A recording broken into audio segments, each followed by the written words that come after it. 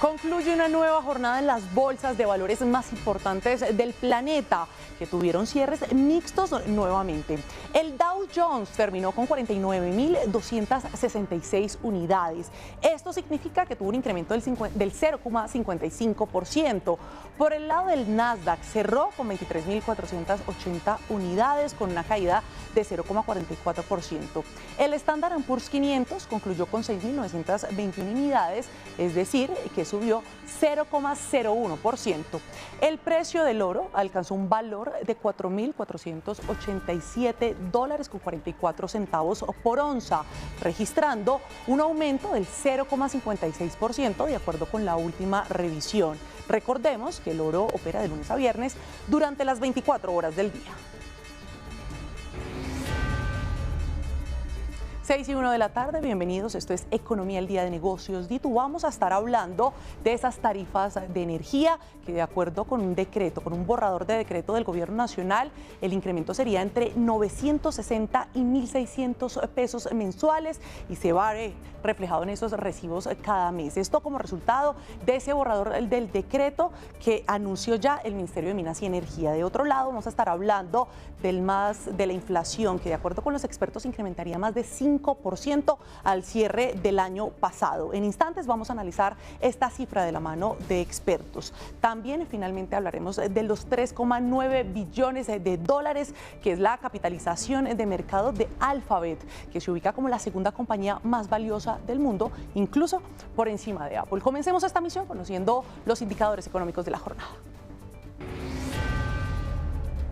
Así es, Daliana y usuarios, arrancamos con el dólar que sigue cayendo y cierra la jornada en 3.734 pesos con 77 centavos según cifras de Z y CAP. El dato cayó 14 pesos con 6 centavos frente a la TRM vigente para hoy, que fue de 3.748 pesos con 83 centavos. La TRM que regirá mañana, para que la tengan en cuenta, será de 3.734 pesos con 67 centavos. Por el lado del barril de petróleo Brent de referencia para Colombia, cerró con una fuerte subida que se ubicó en $62 con 70 centavos. La subida fue de 4,57% frente al dato de ayer, que fue de $59 con 96 centavos. Y por último, el precio interno del café de referencia para Colombia es de 2.784.000 pesos para mañana, cayó 46.000 pesos, teniendo en cuenta que estaba en 2.830.000 pesos. Esos son los indicadores económicos para que terminen el día bien informados. Y como se los comentábamos al inicio, esta emisión arranca con una noticia que golpeará el bolsillo de todos los colombianos, y es que el Ministerio de Minas y Energía publicó esta tarde un borrador de decreto donde se propone un aumento de 8 kilovatios por hora en los precios de energía eléctrica para mitigar el riesgo financiero que tiene hoy este sector. Para que lo conozcamos de manera desagregada, en el caso de un hogar promedio que tiene un consumo mensual entre los 120 y 150 kilovatios por hora, el aumento en su factura estaría entre los 960 y 1.200 pesos por mes. Si el consumo fuera cercano a los 200 kilovatios por hora, la cifra podría ascender a 1.600 pesos cada mes. El panorama se pone aún más serio al impactar también los pequeños comercios. Es que uno de estos, cuyo consumo está muy cercano a los 500 kilovatios por hora, tendría que pagar alrededor de 4.000 pesos por cada factura mensual. Pero Laura Rojas tiene todos los detalles del alcance que tendría esta medida anunciada en este borrador de decreto por parte del Ministerio de Minas y Energía. Laura, feliz tarde y cuéntenos todos los detalles.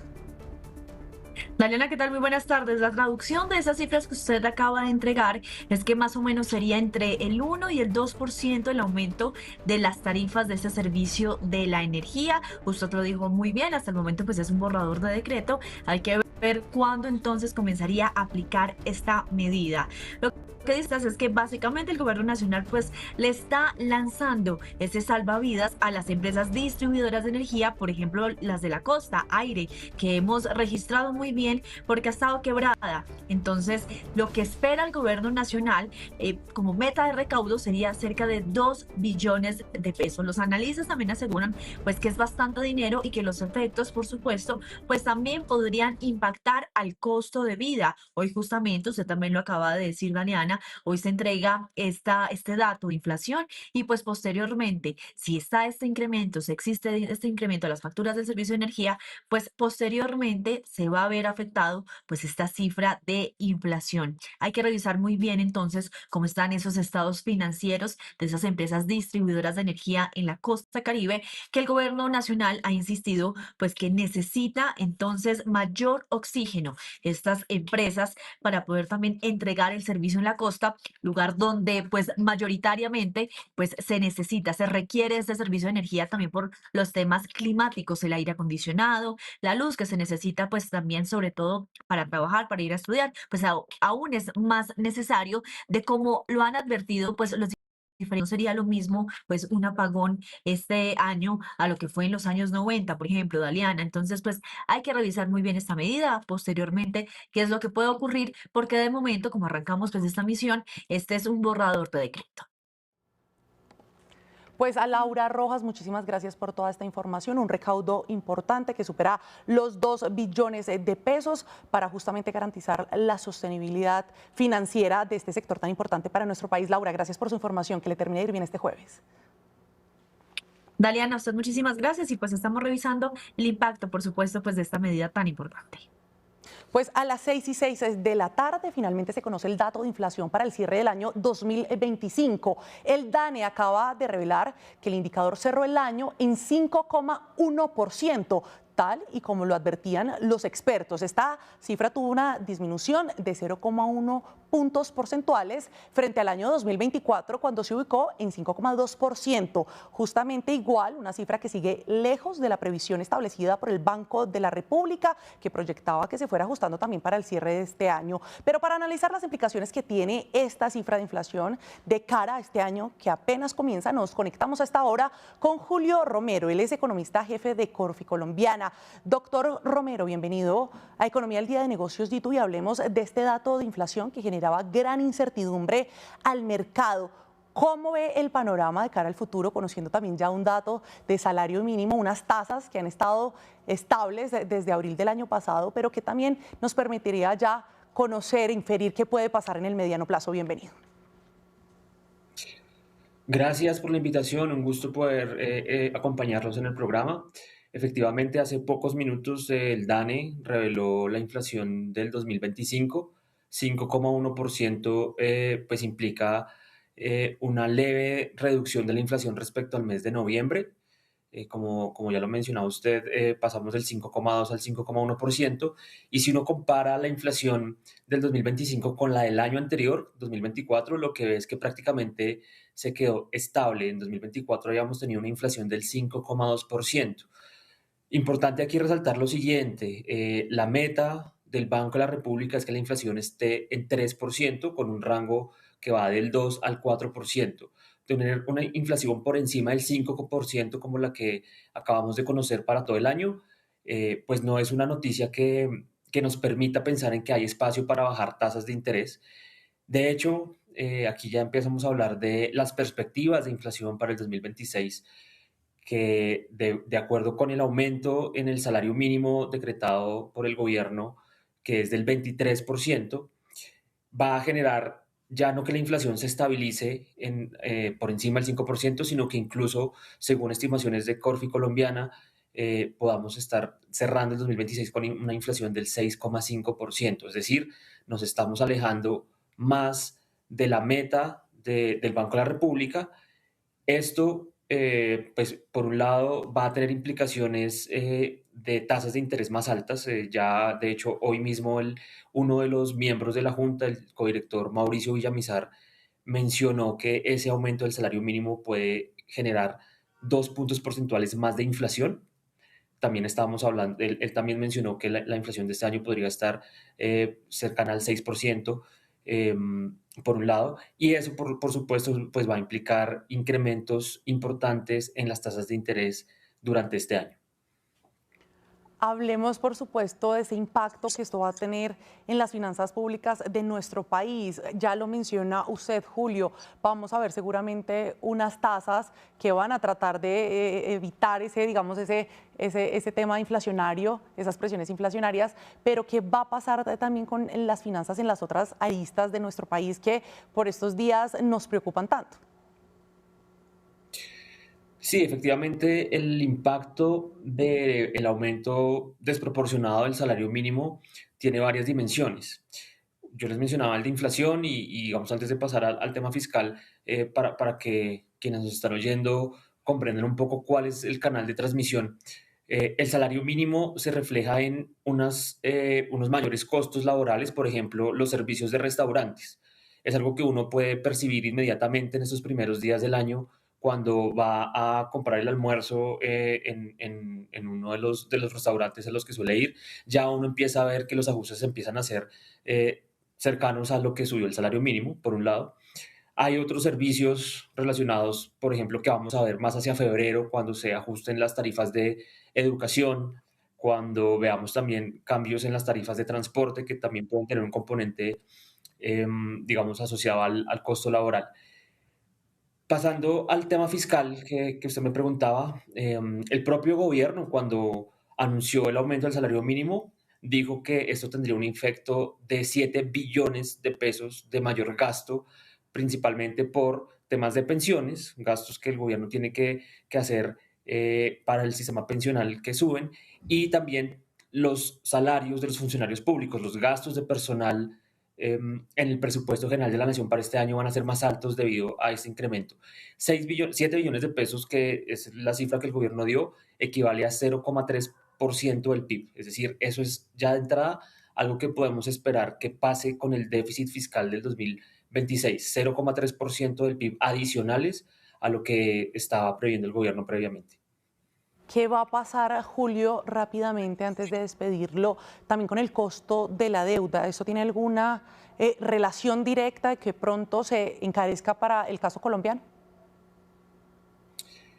Sí, yo les decía, el hecho que la inflación vaya a ser mucho más alta de lo que se estaba previendo antes, va a tener, por un lado, a un banco central obligado a subir tasas. Nosotros en Corfi Colombiana estamos esperando que la tasa actual del 9,25% pueda superar el 11,5%, incluso cercana al 12% este mismo año. Esa es la tasa de corto plazo. El resto de tasas en la economía pues tienen una relación directa con esa tasa que fija el Banco de la República. En los últimos 2 meses y medio hemos venido viendo que las tasas de interés a las que se financia el gobierno nacional, a las que coloca su deuda pública, han venido incorporando esas subidas en las tasas, esas subidas esperadas en la tasa del Banco de la República, y al final, ¿qué es lo que está pasando? Que el gobierno se está teniendo que endeudar a unas tasas de interés mucho más altas. Recordemos que 1 de cada 3 pesos de los impuestos que recauda el gobierno se están destinando a pago de intereses de la deuda, y con esta situación de tasas de interés, pues esta situación se puede volver más crítica. Y lo otro es, tengamos en cuenta que las tasas de interés a las que se financia el gobierno también son una referencia para fijar las tasas de interés, por ejemplo, para los préstamos hipotecarios, para los préstamos comerciales, para los préstamos de consumo. Pues Julio Romero, economista jefe de Corfi Colombiana, muchas gracias por sus apreciaciones sobre esta noticia que acaba de revelar el DANE, y es que el 2025 termina con una inflación de 5,1%. Gracias y que tenga una feliz noche. Gracias a ustedes, que estén bien. Y precisamente vamos a seguir conversando y analizando este tema. Para esto saludamos a Munir Jalil, él es economista jefe de BTG Pactual. Doctor Munir, es un gusto saludarlo y hablemos por favor de esta inflación, el 5,1%. ¿En qué se traduce eso para el impacto en las finanzas públicas de nuestro país, considerando además otros factores que también han sido cruciales para el inicio de este 2026, como el salario mínimo y esas tasas de interés que ya muchos expertos proyectan que se van a incrementar incluso hasta el 11%? Bienvenido. Gracias, buenas tardes. No, yo diría lo siguiente, yo creo que el dato en principio nos está mostrando una inflación muy parecida a la del año pasado, una inflación que, como bien lo decía Julio, está desafortunadamente por encima de lo que es la meta del Banco de la República, e inclusive el rango meta que maneja el Banco de la República, que es una inflación que debería estar entre el 2 y el 4%. Tiene el consuelo de tontos que bajó un poquito, de 5.20 el año pasado a 5.07 este año, 5.1. Entonces, pues uno dice, bueno, pues bajó un poquito, pero sí nos está mostrando lo difícil que fue este año en términos de lograr una convergencia inflacionaria. Y eso creo que nos da importantes lecciones de lo que puede suceder en 2026.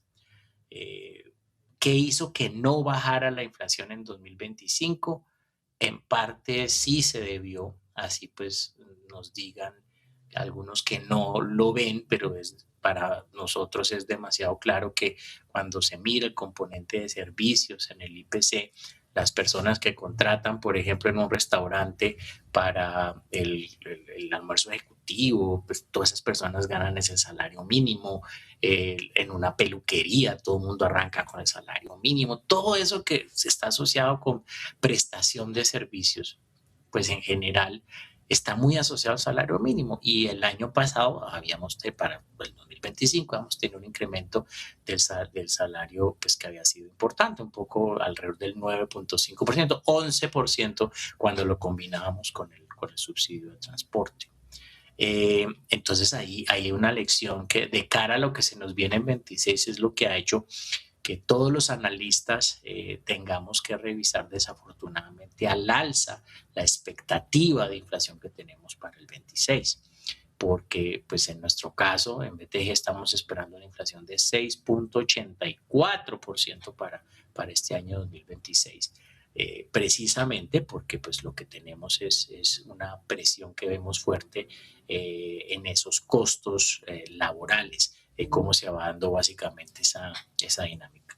Entonces, digamos que van a haber rubros que sí están atados a lo que pasa o termina pasando en la inflación del 2025. El más importante son los arriendos. Los arriendos se van a tener que mover al 5.2%. Pues al 5.1%, que es el incremento que se da. Y pues todas las otras tarifas que utilizan como indicativo ese número del año pasado, pues van a hacerlo en ese nivel. Eso de alguna manera, pues dentro de todo es una buena noticia, porque pues es mucho menos que el incremento del salario mínimo. Pero viendo los componentes, cuando entramos a mirar qué fue lo que tuvo una buena dinámica justamente y lo que se comportó mal, el rubro que mostró la inflación más alta fue ese componente que llamamos restaurantes y hoteles, en donde precisamente la gran mayoría de las personas que prestan servicios turísticos, hoteleros, la gran mayoría de la gente que trabaja en estos restaurantes, pues están asociados al punto del salario mínimo.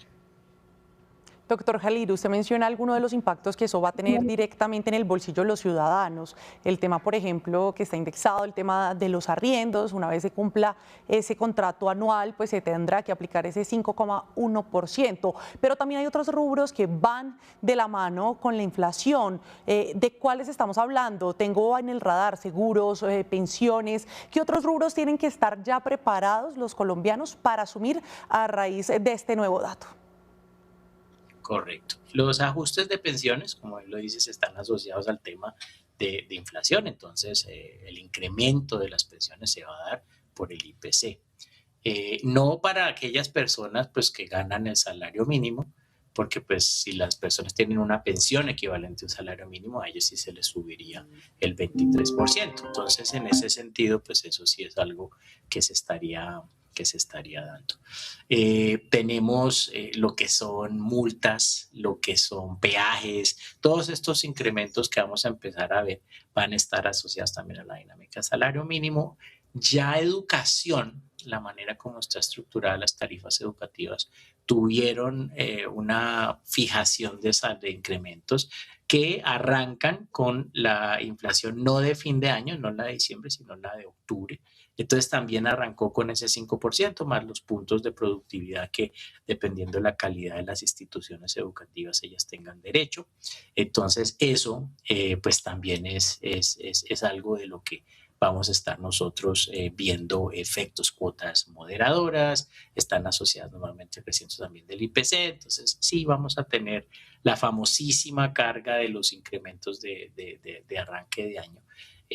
Pero en lo que tal vez vamos a ver los impactos más grandes y no va a depender tanto de este último dato de la inflación, sí creo que va a ser en el famosísimo corrientazo, o sea, apenas lleguen todos de vacaciones la semana entrante, seguramente se van a encontrar con una sorpresa no tan agradable en materia del incremento de ese almuercito. Va a tocar Otra con sorpresa coca. que no va a ser muy agradable, doctor Munir, es el tema de los créditos y el endeudamiento, que va a ser mucho más caro para todos los colombianos, ¿o no? Pues en términos generales, yo creo que con la dinámica que estamos viendo, el problema es que con ese incremento que se está dando en las expectativas de inflación, la respuesta del Banco de la República no puede ser otra que subir sus tasas de interés. Y entonces, si ellos quieren controlar la inflación en Colombia, van a tener que subir sus tipos de interés. En nuestro caso particular, nosotros estamos suponiendo un incremento de tasas del nivel actual, que están en 9.25 a 11.25, son 200 puntos básicos. Entonces, sí, desafortunadamente lo que vamos a tener es que pues lo que son los créditos, llamémoslo de tarjeta de crédito, préstamos, eso sí estarían viendo un incremento precisamente por esas subidas en las tasas. Pero es el paso necesario porque de lo contrario se nos va a ir la inflación de las manos y pues eso recordemos siempre que la inflación es un impuesto terrible que pagan precisamente las personas de más bajos recursos, que son al final del día las que no se ven más afectadas en un país como Colombia, en donde el nivel de informalidad es muy elevado y pues la gran mayoría de los colombianos no se gana el salario mínimo de 2 millones de pesos. Ese es un pedazo pequeño, es de 12-13% de toda la fuerza laboral. En línea con ese último comentario, doctor Munir, vamos a ver una mayor informalidad a lo largo de este año. Se hace alusión a ese dato tan importante en nuestro país, es que cerca de, si no estoy mal, 11, 12 millones de colombianos, incluso un poco más, trabajan en la informalidad, es decir, no se gana el salario mínimo. Con esos 2 millones de pesos, por ejemplo, las microempresas les queda casi que imposible sostener sus negocios. ¿Vamos a ver más desempleo? ¿Vamos a ver más informalidad también al cierre de este año? Yo creo que el gobierno, y lo vamos a ver este año, pues tristemente es un medio experimento que vamos a ver.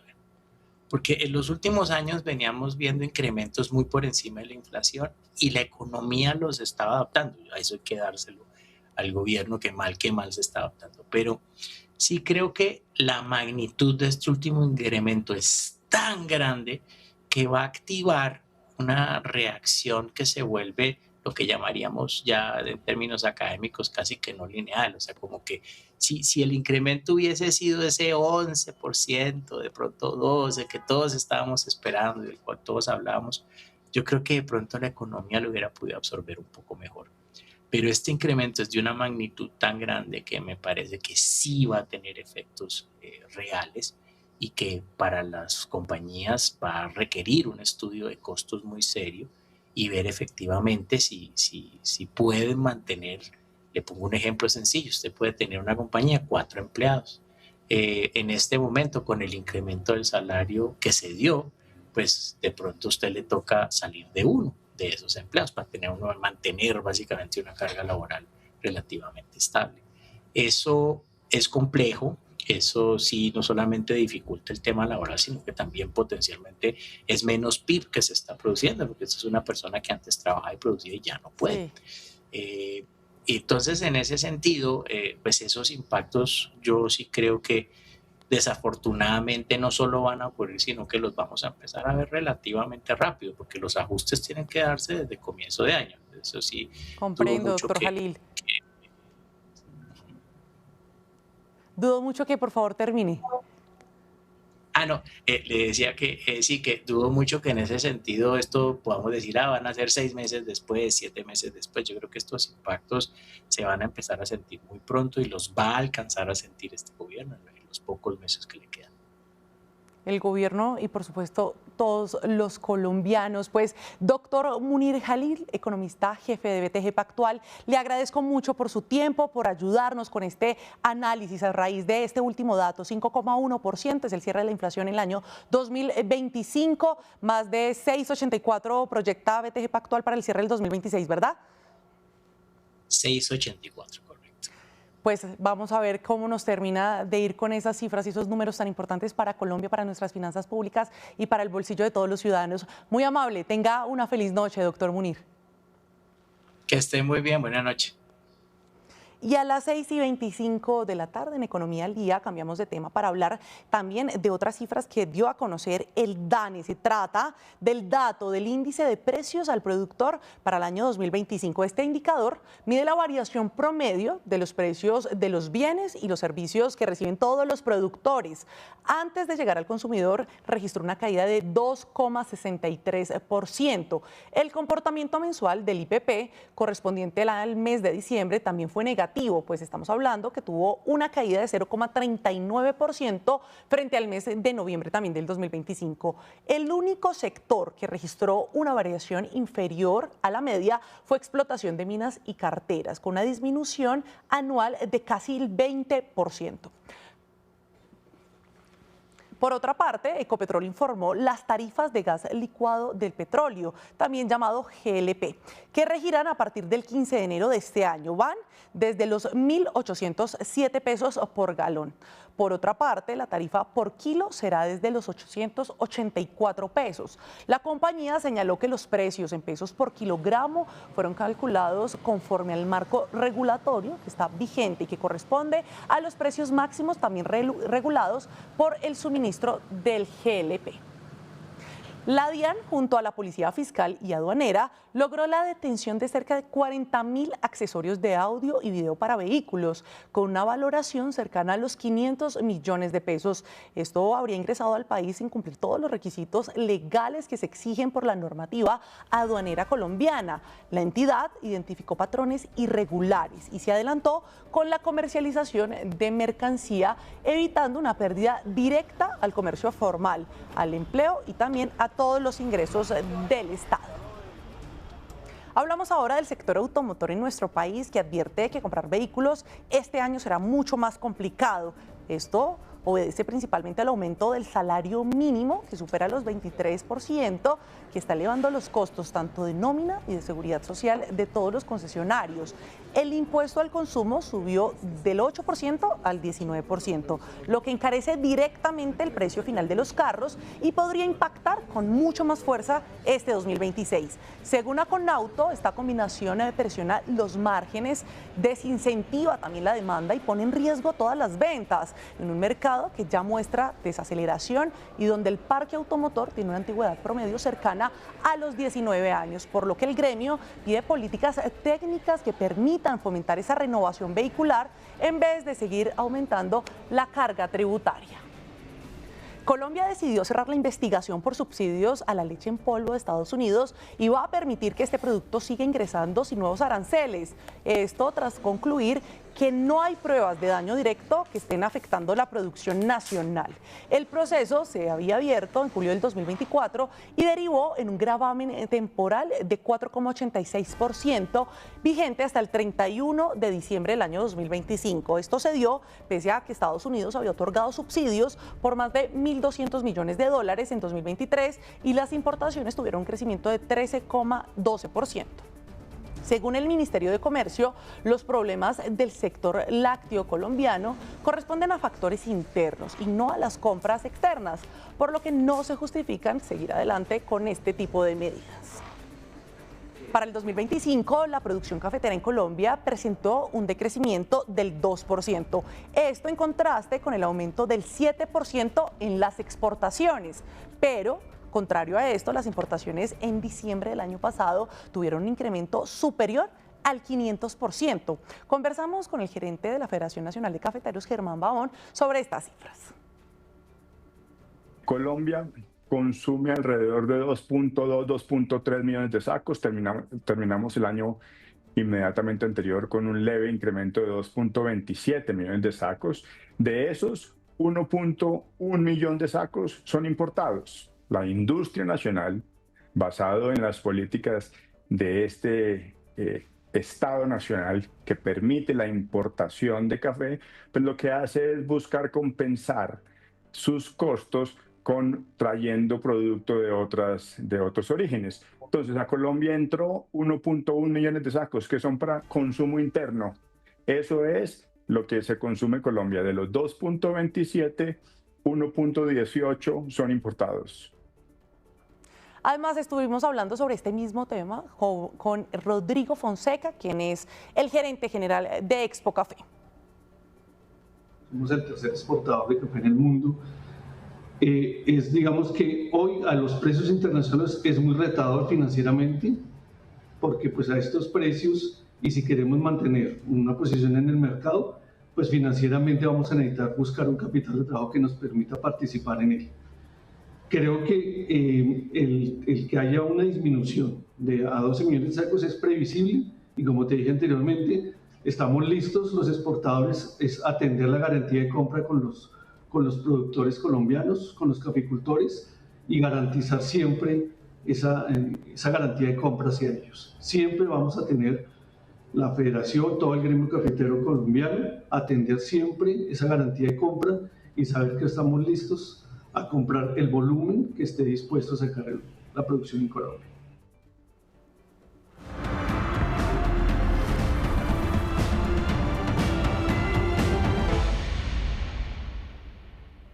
Y en las noticias internacionales traemos muy buenas noticias por parte de Alphabet, que superó a Apple y se convierte en la segunda empresa más valiosa de todo el mundo. Les estoy hablando que está impulsada por el auge de la inteligencia artificial. Sus acciones subieron 2,4% y llevaron su valor de mercado a los 3,89 billones de dólares. Esto incluso por encima de la gigante Apple, que cayó casi 5% en 6 días y cerró con 3,85 billones de dólares, perdiendo cerca de 200.000 millones de dólares, una cifra además nada despreciable. Es la primera vez que desde el 2019 Alphabet supera a Apple, mientras Nvidia sigue en el primer lugar. El mercado responde al buen desempeño de Alphabet durante el 2025, cuando sus acciones subieron más del 65%, apoyadas en la confianza de los inversionistas y también en su estrategia con la inteligencia artificial. Y a las 6:32 de la tarde les agradecemos a ustedes, a todos nuestros usuarios de Negocios Ditu, por conectarse con las noticias económicas acá en Economía al Día. Los dejamos con toda nuestra programación y recuerden, nos vemos mañana en este mismo espacio a las 9 de la mañana. Feliz noche para todos.